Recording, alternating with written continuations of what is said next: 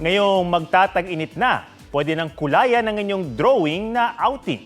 Para sa hanap ay thrill, pwedeng suungin ng rumarapitong ilog sa Cagayan de Oro. G tayo dyan sa report na ito. Kung naghahanap ng ultimate rush, ngayong malapit na ang tag-init, hindi pwedeng mamiss ang isa sa pinakasikat na water adventure activities sa Cagayan de Oro City. Ang tinaguriang whitewater rafting capital ng bansa.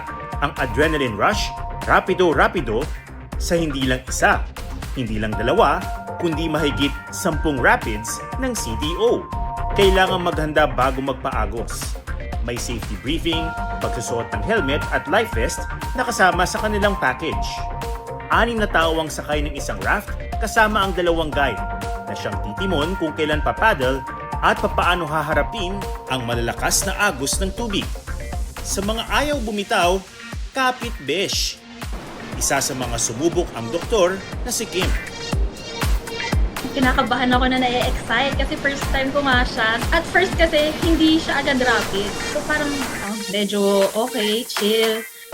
Tapos nung may rapids na, kinabahan na kami kasi gumagalaw na siya. Kasi very exciting siya gawin. Tapos matitest talaga yung balance mo. Tapos sobrang saya lang niya, lalo na pag yung mga kaibigan mo nalalaglag.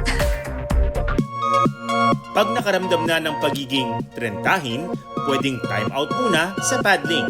Kung hindi naman ikaw ang tipong sabay lang sa agos, pwede ka rin namang mag-swimming sa mga bahaging mahinahon ng tubig at namnamin ang tanawin.